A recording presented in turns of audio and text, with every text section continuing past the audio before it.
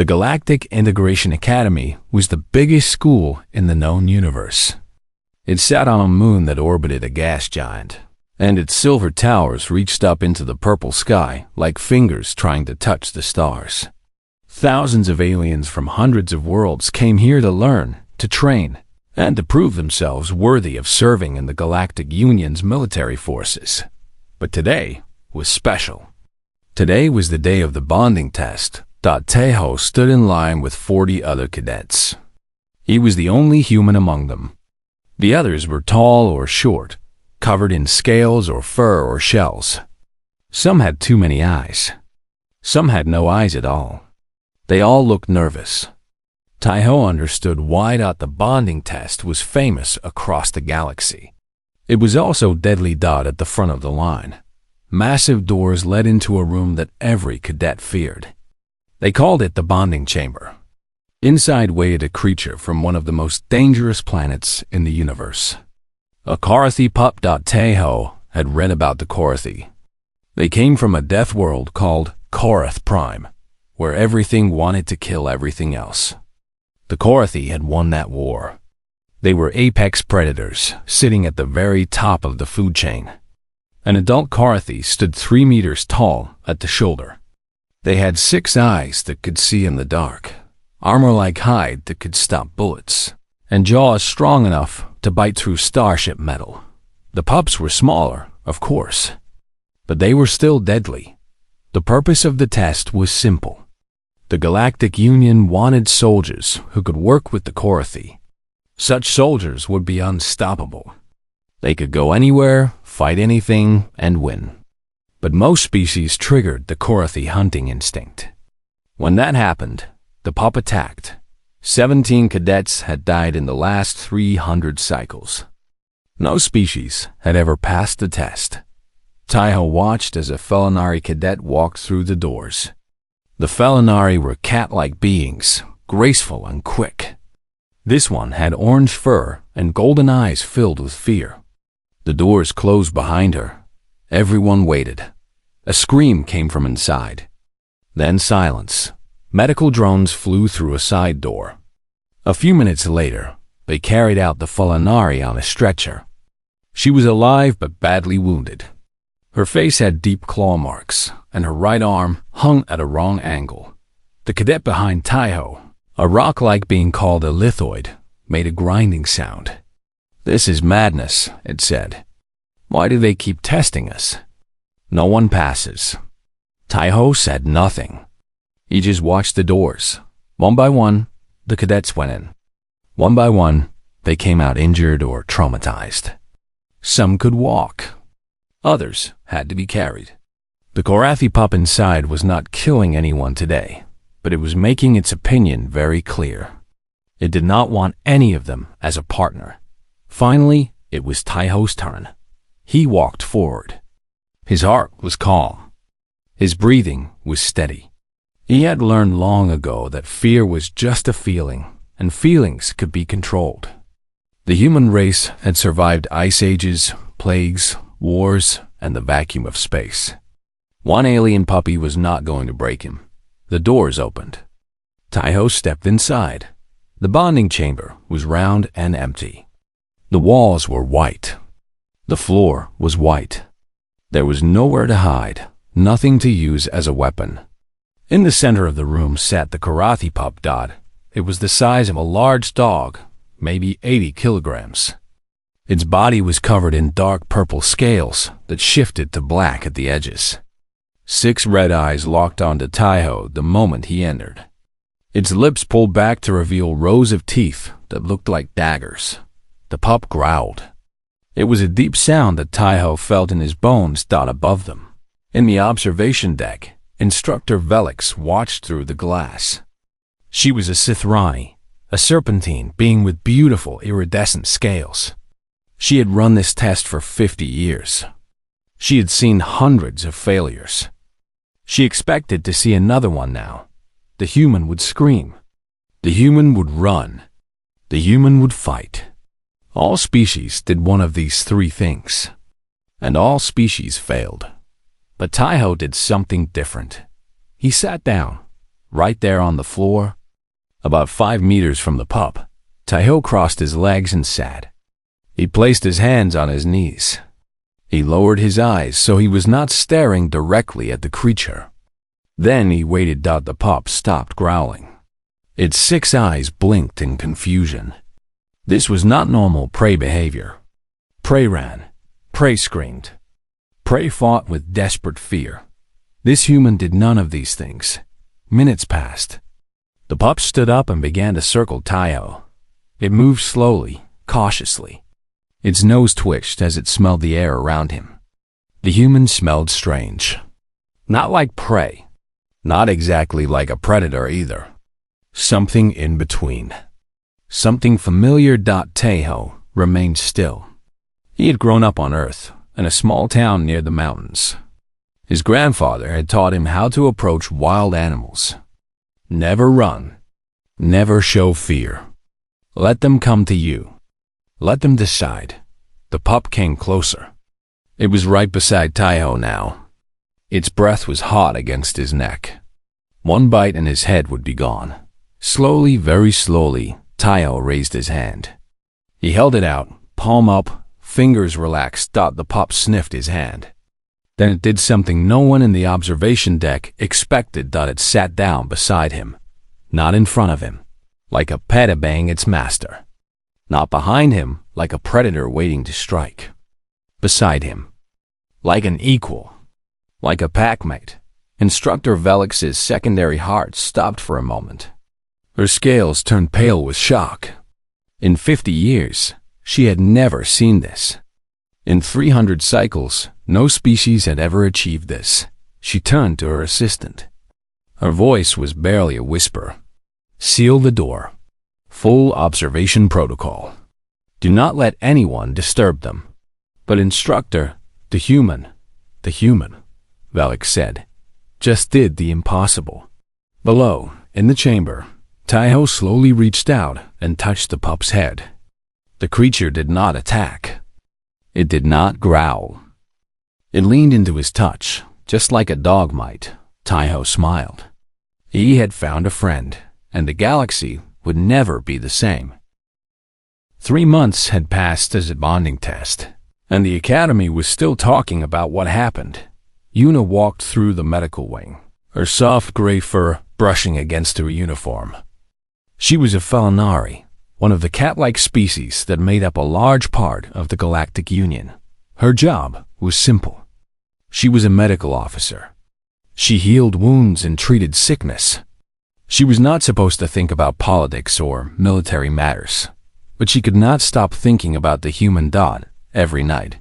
She watched the recording from the bonding chamber. Every night, she tried to understand what she had seen. The Korathi pup had not attacked. It had not submitted. It had simply sat down next to the human like they were old friends. This should not have been possible. Yuna had studied the Korathi for years. They were pure predators. Their brains had no space for friendship or partnership. They saw other creatures in only 2 ways: threat or food. That was all. But somehow, the human was neither. She pulled up the recording again on her datapad. The human sat on the floor. The pup circled him. Then it sat beside him. She had watched this moment 1,000 times, and she still did not understand. A sound made her look up. The human was standing in the doorway of her office. Behind him, filling most of the corridor, was the Korathi pup. Except it was not a pup anymore. In 3 months, it had grown to the size of a small horse. Its shoulders reached the human's hip. Its 6 red eyes gleamed in the low light. Yuna's heart beat faster. Her instincts screamed at her to run. "You are Dr. Yuna?" the human asked. His voice was calm and friendly. "Yes," she managed to say. Her eyes kept moving to the Korathi. It was so big. So close. "I am Taiho. The instructor said I should visit you for a health check." He smiled. "They want to make sure I am not secretly dying or something." Yuna forced herself to stand. Her legs felt weak. "Of course. Please, come in." Taiho walked into the office. The Korathi followed. Its claws clicked against the metal floor. When it moved past Yuna, she felt the heat coming off its body. She smelled blood and something else. Something old and wild. "You can sit on the examination table," she said to Taiho. Her voice shook a little. "Are you afraid?" he asked. Yes, she admitted. There was no point in lying. Her fur was standing on end. Any fool could see her fear. Taiho nodded. He did not seem offended. Most people are afraid. It is okay. Kong will not hurt you. Kong? That is what I call him.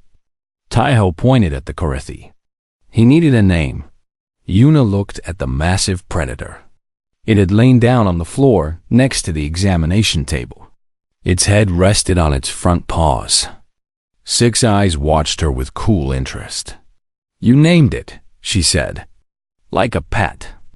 "Not a pet," Taiho said. "A friend. A partner. In my language, we have a word. Pack? It means a group that hunts together.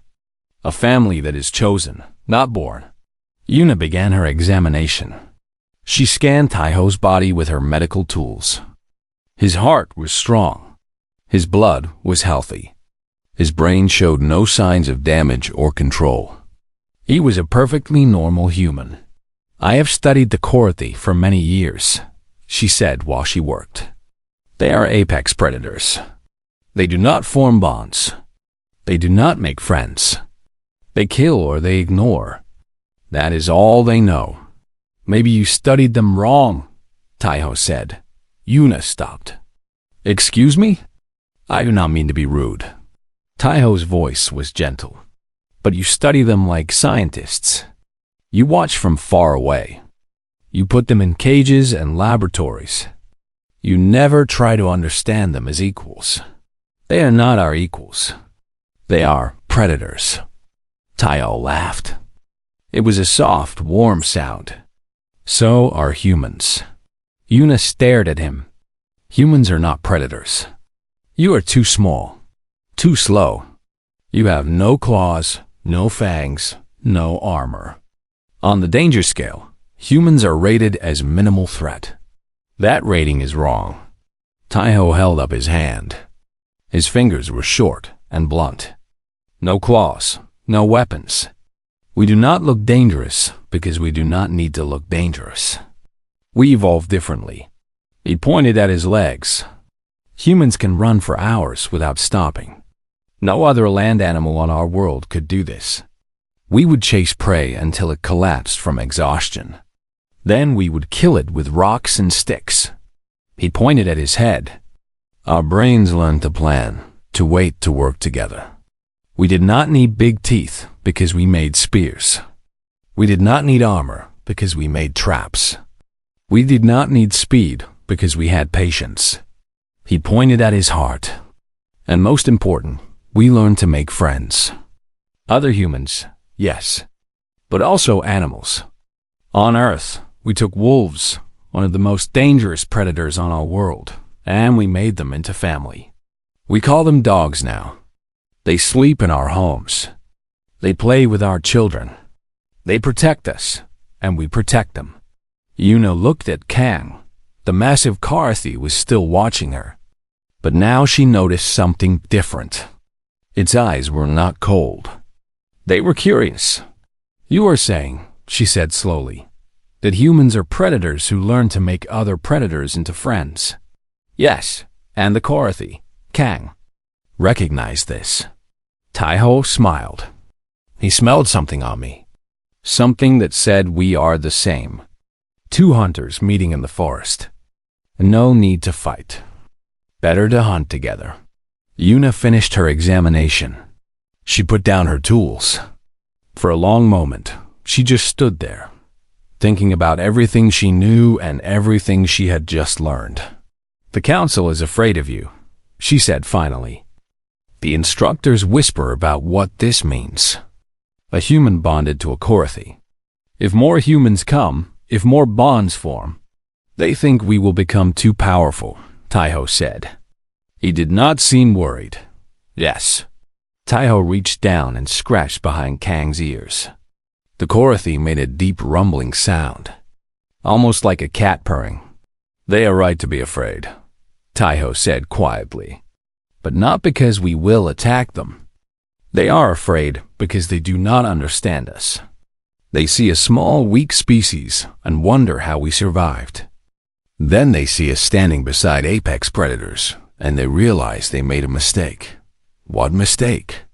Taiho looked at her with calm, steady eyes. "They thought we were prey. We are not. We never were. We are the species that makes friends with monsters. And now the galaxy is about to learn what that really means." Kang stood up. The Korathi walked to Yuna and lowered its massive head. 6 red eyes met her golden ones. For a moment, she felt like she was staring into the eyes of death itself. Then Kang sniffed her hand. Gentle, curious. "He likes you," Taiho said. "Maybe one day you will understand us too." Yuna watched them leave. The human and the monster walked side by side, moving like 2 parts of the same creature. She looked down at her hand. The hand that a Korathi had just sniffed without biting off. Maybe, she thought, she had been studying the wrong species all along. 6 months after the bonding test, Taiho received his first real mission. He sat in the briefing room of a military transport ship.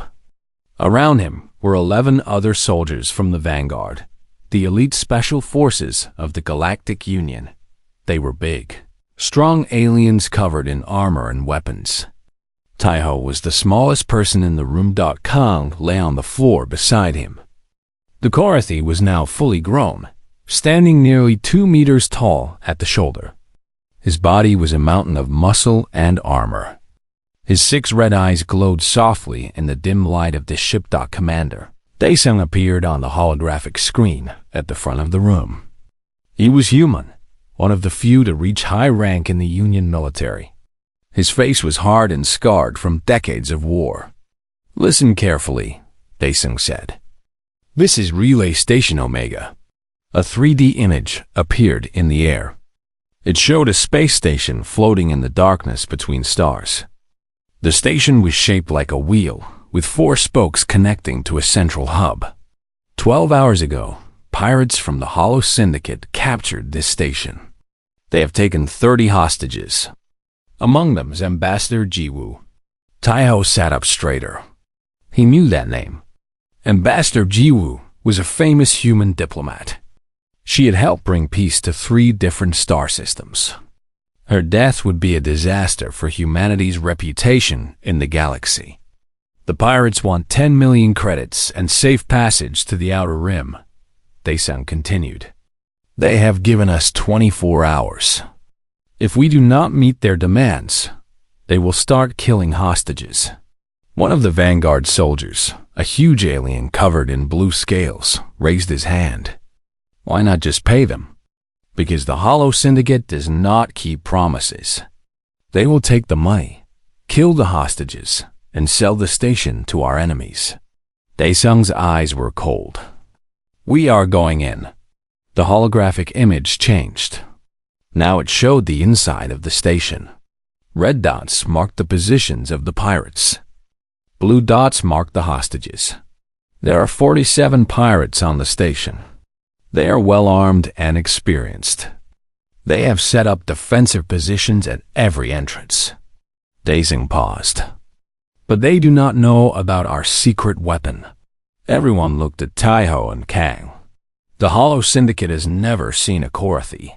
They have no idea what is coming. Daesung smiled. It was not a friendly smile. "You will enter through the maintenance tunnels on the lower level. Move fast. Move quiet. Free the hostages. Kill anyone who tries to stop you." Taiho nodded. Beside him, Kang's lips pulled back to reveal rows of teeth like daggers. The Korathi understood. Hunting time. 2 hours later, Taiho floated in the darkness of space. His suit was black, invisible against the stars. Behind him, Kang wore special armor designed for zero gravity. They approached the station slowly, using small jets to control their movement. The maintenance tunnel entrance was exactly where the map said it would be. Taiho attached a device to the door. It made a soft clicking sound, and the door slid open. They slipped inside. The tunnel was dark and narrow. Perfect for hunting. Taiho moved forward. His eyes had adjusted to the darkness. His ears listened for any sound. His body was calm and ready.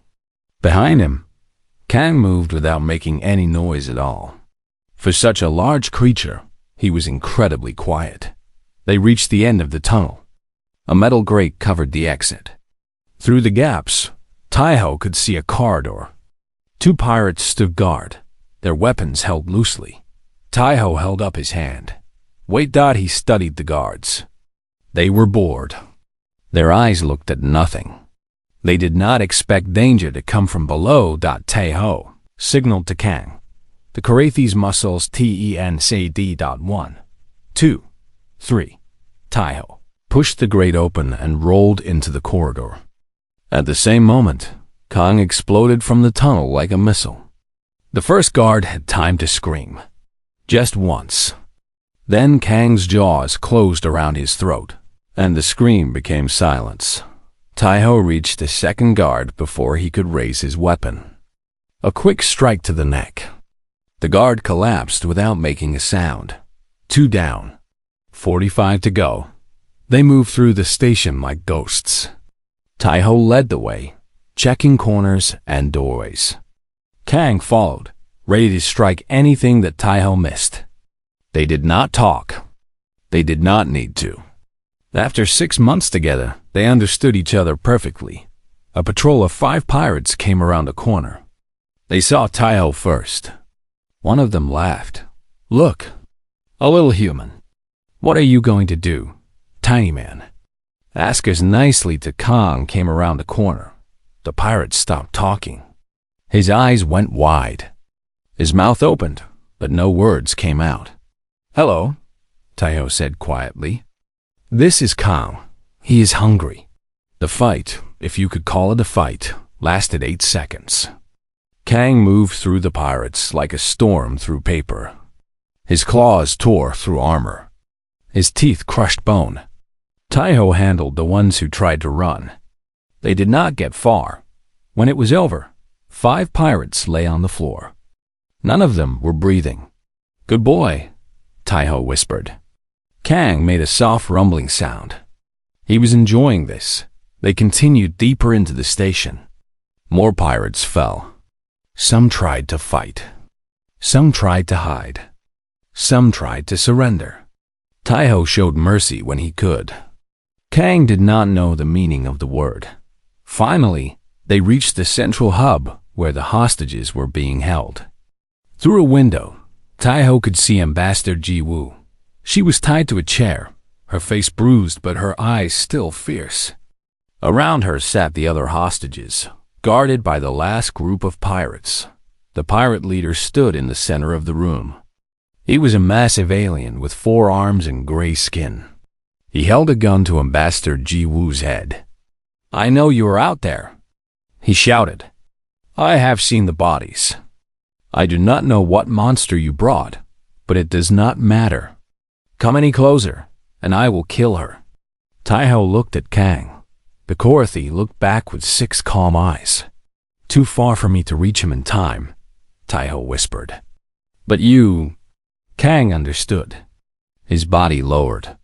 His muscles coiled like springs. 1 shot, Taiho said. Do not miss. The door exploded inward. Taiho came through first, drawing the attention of every pirate in the room. They raised their weapons. They aimed at him. They forgot to look up. Kang crashed through the ceiling. Glass and metal rained down. The pirate leader looked up just in time to see 6 red eyes and rows of dagger teeth falling toward him. The gun fired. The bullet went into the ceiling. Then Kang landed. The fight was over in seconds. The pirates did not stand a chance. They had never faced a Karathi before. They had never seen anything move so fast, hit so hard, kill so efficiently. When the last pirate fell, Taiho walked over to Ambassador Ji-woo. He cut her restraints with a knife. "Are you hurt?" he asked. She stared at him.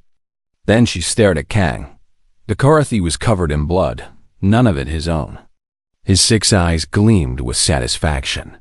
"They said a monster was coming," Ji-woo whispered. "I thought they meant your pet." Taiho smiled. It was a cold, tired smile. "He is not my pet. And we are both monsters." He helped her stand. "But we are your monsters. And we came to take you home." Behind them, Kang made a sound. It was almost like laughter. The mission was complete. 17 pirates dead. 0 friendly casualties.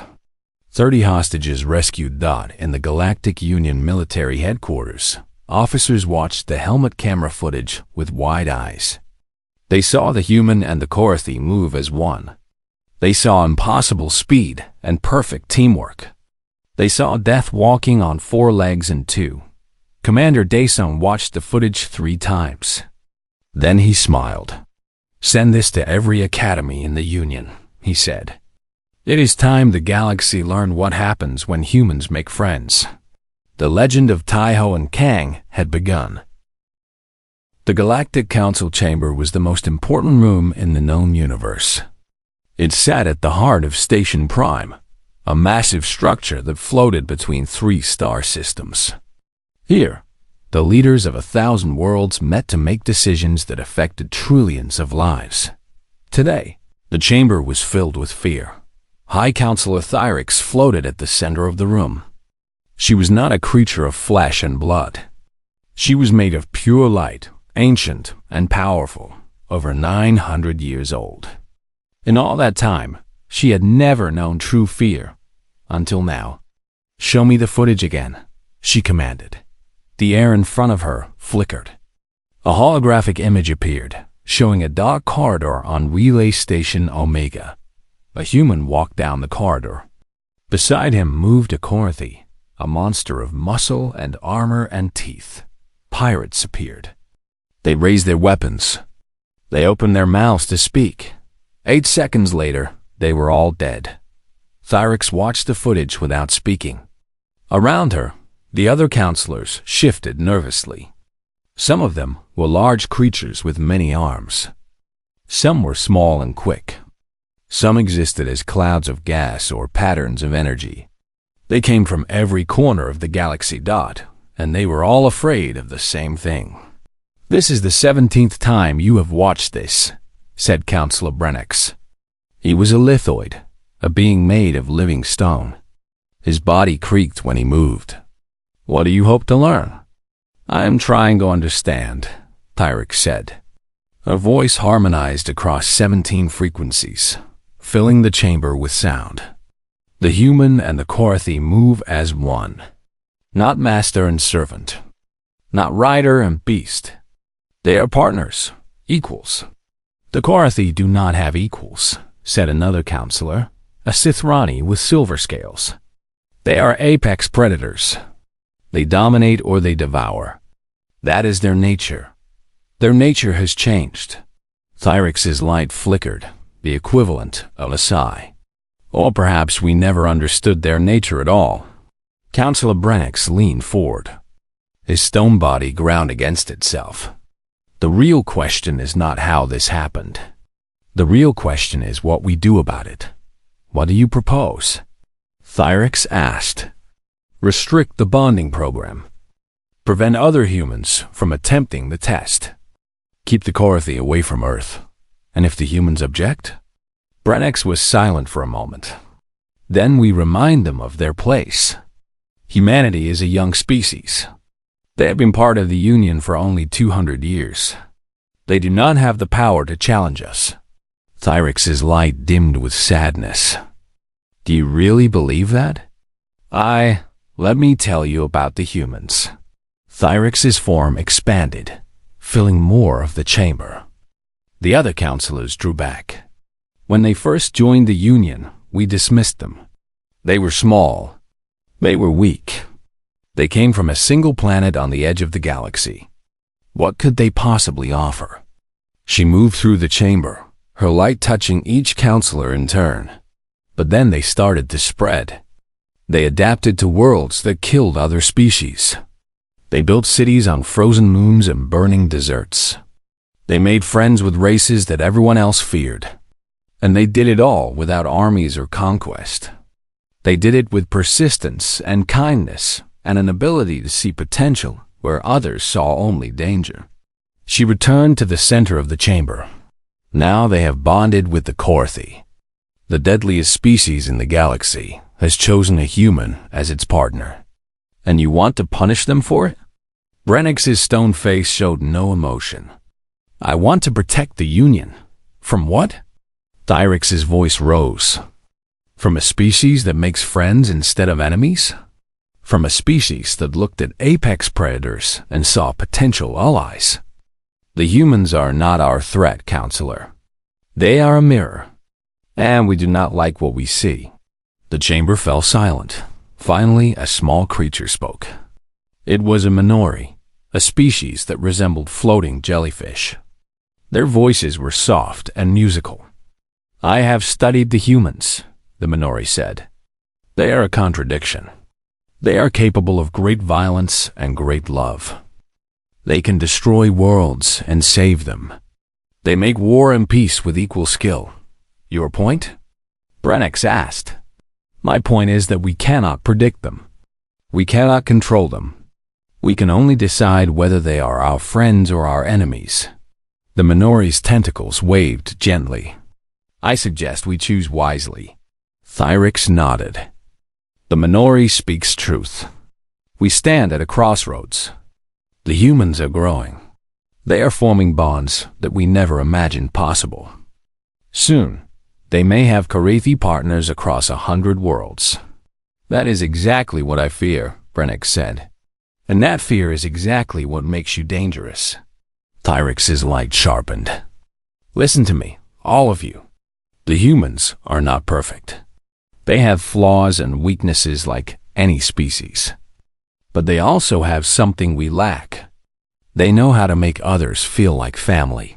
She displayed more footage, not of the rescue mission, but of the weeks that followed. Taiho walking through academy corridors with Kang. Other species approaching them, curious instead of afraid. A Felinari doctor laughing at something Taiho said. A group of cadets asking to pet Kang. Look at them, Tyrix said. They are not conquering. They are connecting. They are building bonds across every species line. The Karathi pup that once terrified everyone is now a beloved figure at the academy. A beloved monster, Brennick said. Still deadly. Still dangerous. Yes, but a monster that protects instead of destroys. A monster that serves the Union because it chooses to, not because it is forced to. Thyrix's light dimmed. We have tried for centuries to control the Karathi through fear and cages. The humans succeeded in months through respect and kindness. Perhaps we should learn from them. The council voted 3 hours later. The motion to restrict human access to the Karathi was defeated. Instead, a new program was approved. More humans would be invited to attempt the bonding test. More Karathi pups would be raised with potential partners of all species. But not everyone was happy with this decision. Brennick stood alone after the council ended. His stone body faced a window that looked out at the stars. You think you have won, he muttered. You think kindness and friendship can solve everything. But I remember the old days. I remember when strength was the only law. When weak species served strong ones. When the universe made sense. He turned away from the window. The humans are changing everything. Their values. Their ideas. Their way of making friends with monsters. His stone hands clenched into fists. They think they are making the galaxy better. They do not realize they are making it unstable. He walked slowly toward his chambers. One day, they will learn. One day, they will face an enemy that cannot be befriended. An enemy that does not respond to kindness or persistence. And on that day, we will see what the humans really are. He paused at his door. We will see if they are truly the predators they claim to be, or if they are just prey that got lucky. The door closed behind him, but in the darkness of space, the stars kept shining. And somewhere in the galaxy, a human and a Korthi slept side by side, dreaming of hunts to come. The council had made its decision. The humans would continue to grow.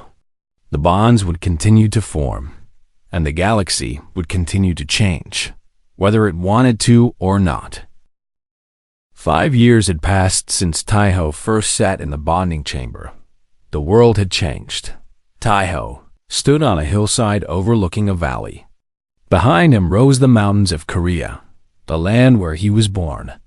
Before him stretched the Integration Center, a massive complex of buildings and training grounds that covered the entire valley floor. Kang stood beside him. The Korthi was old now, by pup standards, but still strong. Gray had appeared in his purple scales. His movements were a little slower than before, but his 6 red eyes still gleamed with the same intelligence, the same loyalty, the same love. Yes, love. Taiho was sure of it now. The Korthi could feel love. They just needed the right partner to show them how. Beautiful, is it not? Said a voice beside him. Taiho turned. Soyan stood there, her black hair moving in the mountain wind. She was 30 years old, a vanguard operative like him, a hero of a dozen missions. Beside her lay her own Korthi partner, a female named Bora. The 2 Korthi touched noses in greeting. I never imagined this, Taiho said. When I was a boy, I dreamed of stars and adventure. I never dreamed of changing the galaxy. You did not change it alone. Soyan took his hand. We all changed it together. They walked down the hillside toward the Integration Center. The gates were open, and sounds of activity came from inside. Laughter, barking, the rumble of Korthi voices. Inside the center, chaos ruled. But it was happy chaos. Beautiful chaos. 23 Korthi pups played in a massive courtyard. Some were the size of large dogs. Others had grown to the size of small horses. They chased each other, wrestled, and made sounds that might have been roars or might have been giggles. Among them moved humans. Young men and women from Earth, chosen for their patience and their kindness. They threw balls for the pups to chase. They scratched behind armored ears. They laughed when playful jaws mouthed their arms without breaking the skin. Taiho watched as a young woman named Minji sat on the grass. A Korthi pup immediately climbed into her lap. It was far too big to fit, but it tried anyway. The woman laughed and wrapped her arms around it. She has a talent, Soyan said.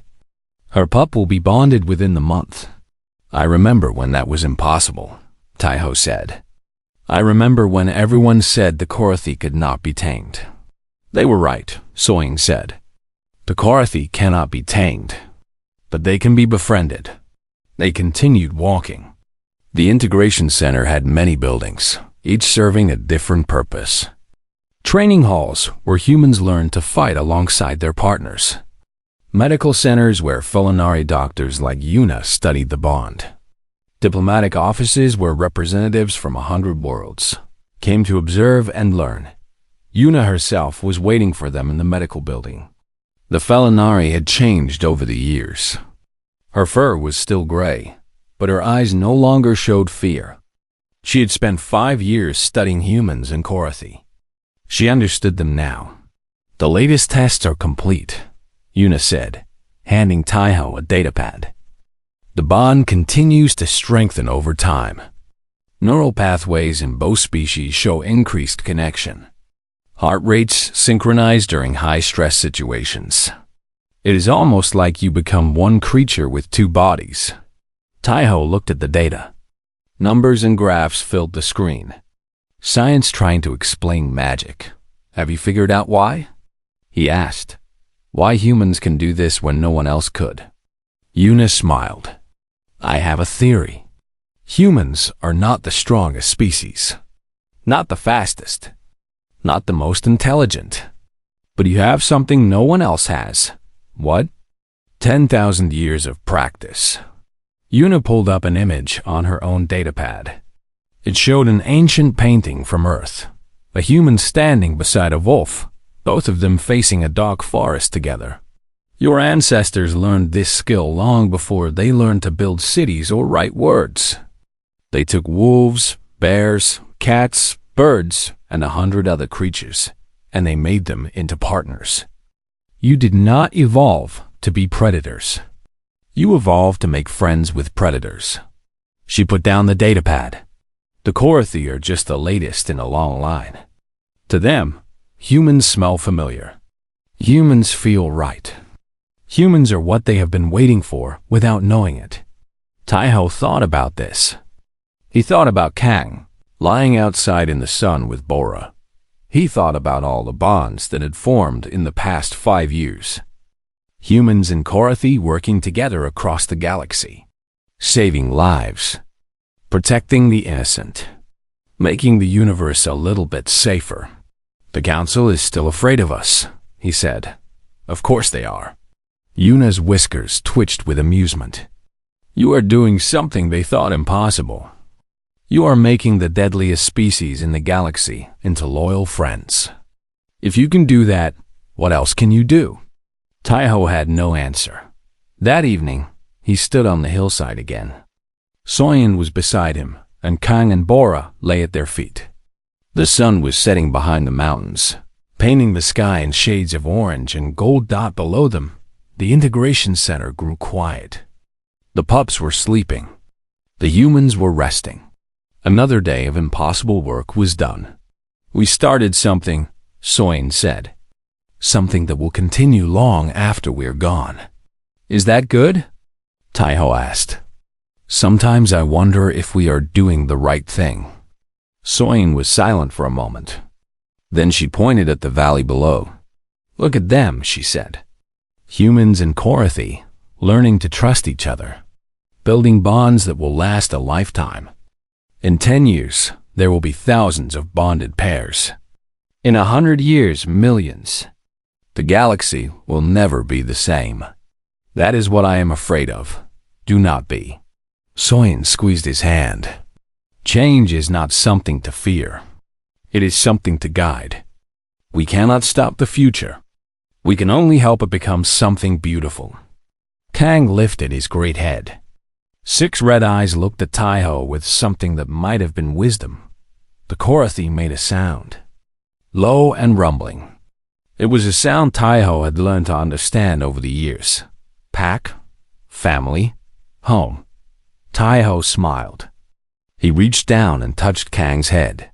The galaxy does not understand us, he said. They see humans and monsters walking together. They see predators who refuse to fight. They see something impossible, and it scares them. He looked at the setting sun. But we are not monsters. We are not conquerors. We are not what they fear. His voice was soft but certain. We are the species that makes family out of anything. We look at the most dangerous creatures in the universe and think, I wonder if it wants to be friends. That is not a weakness. That is our greatest strength. Kang rumbled again. Agreement. The sun disappeared behind the mountains. Stars began to appear in the darkening sky. Somewhere out there on 100 different worlds. Humans and DoorHFY were looking at those same stars. The pack was growing. The family was spreading. And the galaxy, for all its fear and confusion, was becoming something new. Instructor Velix had been right to seal that door 5 years ago. She had witnessed the beginning of something that would change everything. A human and a predator, sitting side by side, choosing to be partners instead of enemies. It was such a small thing. Such a simple thing. But sometimes, the simplest things are the most powerful. The bond between Taiho and Kang had started with trust. It had grown through loyalty. And now it was spreading across the stars, changing hearts and minds wherever it went. The galaxy had categories: predator, prey, parasite. It had rules about who could be friends and who must be enemies. It had beliefs that had lasted for thousands of years. The humans broke all of them, and they did it with nothing more than patience, kindness, and the ancient art of making family out of strangers. The stars shone down on the Integration Center. The Quarthy Pops dreamed of hunts to come. The humans dreamed of adventures among the stars, and somewhere in the universe, other species were watching, wondering, hoping maybe they could learn to do it too. Maybe they could learn to make friends with monsters. Maybe that was what the galaxy had been waiting for all along. Taiho closed his eyes. Tang's warmth pressed against his side. Tomorrow would bring new challenges, new fears, new doubts. But tonight, on this hillside in Korea, a man and his packmate looked at the stars and knew one simple truth. They were home. They were family. And nothing in the universe could ever change that.